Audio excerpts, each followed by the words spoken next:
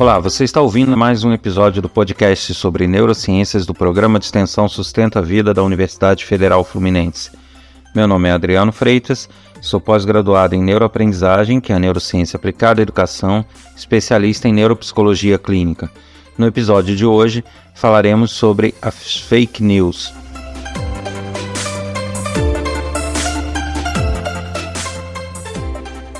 Atualmente vivemos numa era onde é muito fácil propagar notícias, tanto verdadeiras quanto falsas, através de redes sociais e outros meios tecnológicos, mensageiros de comunicação e coisas afins.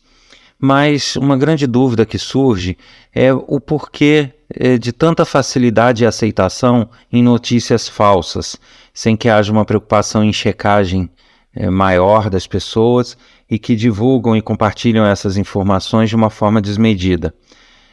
Assim como existem muitos que compartilham essas notícias sem uma verificação ou acreditando piamente nelas, existem aquelas pessoas que as refutam fortemente. Por que essa diferença? O que leva uma pessoa a acreditar e não checar e o que leva outra pessoa a refutar esse tipo de notícia? Existe um comportamento do cérebro humano que é básico, que é a tendência a aceitar e acreditar e até divulgar aquilo que está de acordo com a sua cultura, com aquilo que foi aprendido e com o seu dia a dia. Então, se a pessoa tem uma crença muito forte em alguma coisa e ela se depara com uma notícia contra essa crença e uma notícia a favor dessa crença, a tendência do cérebro vai ser, obviamente, aceitar e ter grande facilidade em compartilhar e acampar essa notícia, sendo ela de acordo com o que se acredita. Essa tendência é conhecida como viés de confirmação. Então, o viés de confirmação faz com que tudo aquilo que diz respeito às nossas crenças sejam mais aceitas e de forma mais fácil e sem questionamentos. É uma tendência natural do ser humano e do cérebro humano. Porém, nós temos, além dessa questão do viés de confirmação, nós temos o próprio sistema de recompensa. O sistema de recompensa é aquele que libera a dopamina, eu já falei sobre ele, quem ainda não ouviu pode escutar no outro episódio sobre motivação.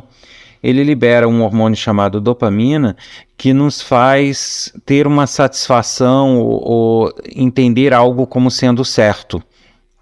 Então, quando o viés de confirmação ocorre, ou seja, quando a gente se depara com uma notícia que tem a ver com o que a gente acredita, a gente tem uma satisfação em poder comprovar isso que a gente acredita com aquela notícia. E isso gera dopamina e é uma grande busca do cérebro a dopamina. Então, isso reforça a necessidade de utilizar dessas notícias e de compartilhá-las para que a gente se saia sempre como um certo. Então, chega um momento em que não se questiona mais o conteúdo da notícia.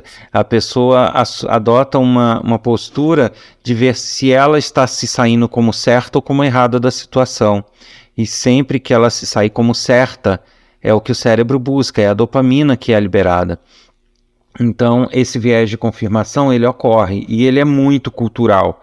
Ele começa a se formar na primeira infância, onde geralmente os pais induzem a criança a acreditar em situações fantasiosas para protegê-los de uma realidade. Então, muitas vezes, para proteger ele de uma frustração, para proteger ele de realidades que ele não quer contar naquele momento, ele lança a mão de fantasias. E que a criança aos poucos vai identificando que são fantasias. E isso vai gerando uma situação onde o cérebro se molda à realidade, onde fantasiar ou ter coisas irreais é útil ou é bom em determinados momentos para se tornar as coisas mais fáceis e mais críveis. Então, isso se forma realmente na primeira infância e há uma proporcionalidade nisso, né? Então, crianças que foram muito envolvidas com fantasias e com mentiras, ou que cresceram presenciando isso, elas tenderão a ter um freio menor nisso quando forem adultas.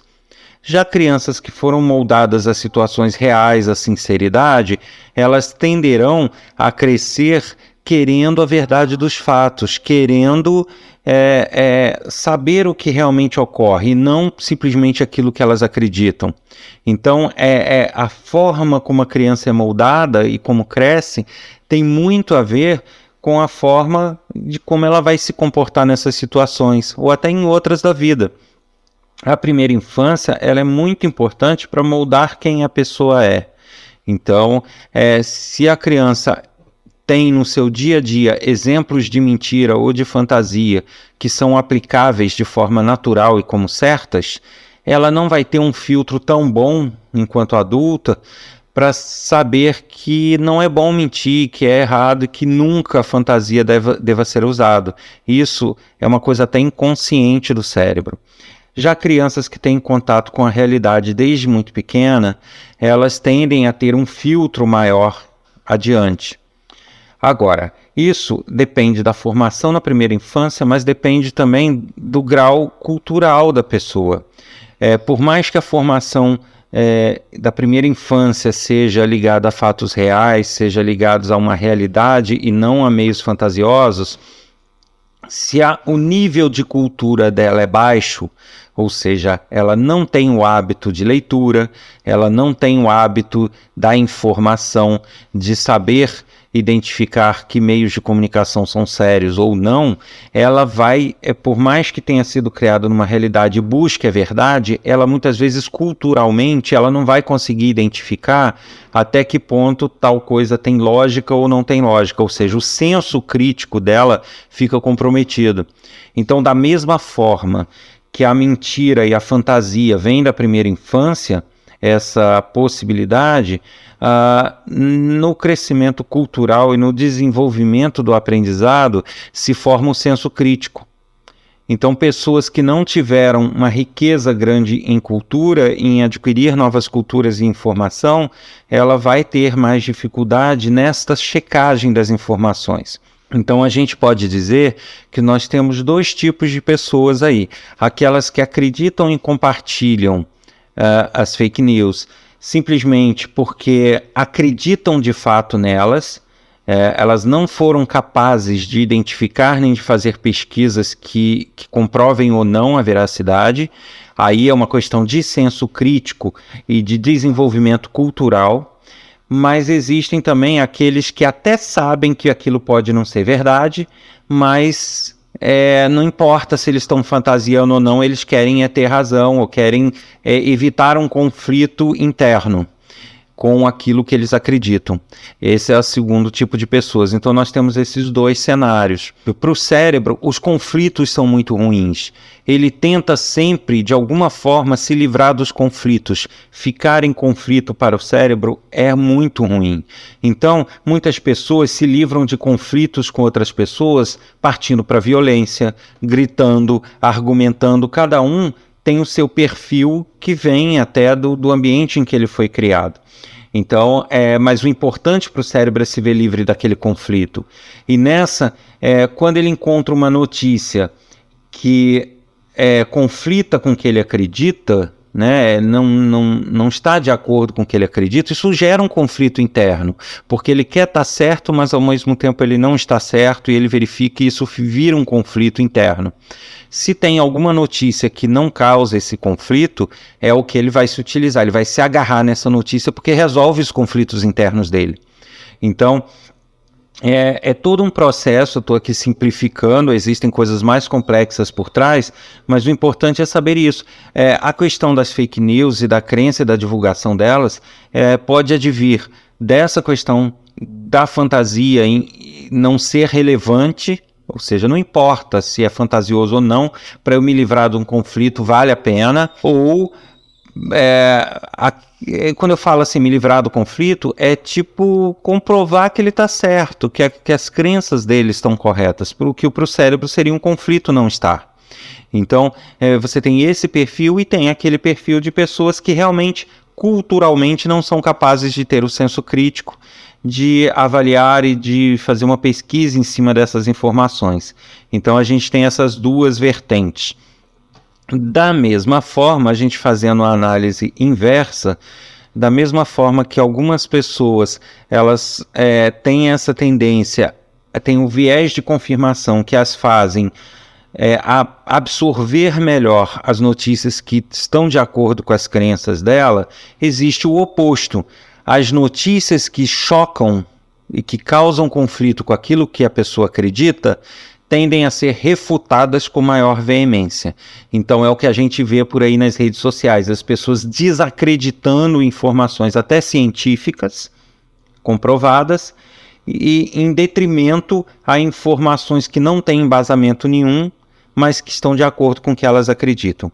Então, muitas vezes, o que elas acreditam ou não, ou seja, a opinião pessoal delas, a forma de criação delas fala mais alto do que as informações corretas vindas externas, porque o importante para ela é que o cérebro não seja confrontado, não haja conflito e não haja, como que eu vou dizer, não desminta as crenças dela. Então é mais ou menos assim que funciona os mecanismos que fazem ser tão fácil a divulgação de fake news. Geralmente, as pessoas que promovem a fake news de uma forma intencional, elas fazem já utilizando-se de linguagem, formatos e situações que elas sabem que o público que elas querem atingir acreditariam. Então elas colocam fotos que às vezes não são da época, vídeos, manipulam informações de forma que aquilo se torne mais crível um pouco. Né? Ao invés de ter só um texto de uma pessoa falando, tem uma foto que reafirma, tem um filme que reafirma, tem um áudio. Então esse conjunto dá ainda uma sensação de segurança para aquilo que a pessoa acredita. Então por isso que elas ficam de fato mais divulgadas e mais acreditáveis para várias pessoas. Então neste episódio a gente fica por aqui. Se você está gostando, está curtindo aí os podcasts sobre neurociências do programa de extensão, não deixe de compartilhar, divulgar o link nos seus grupos, nos seus amigos, nos seus grupos de trabalho, para que o projeto esteja cada vez mais forte, cada vez mais presente nas plataformas digitais.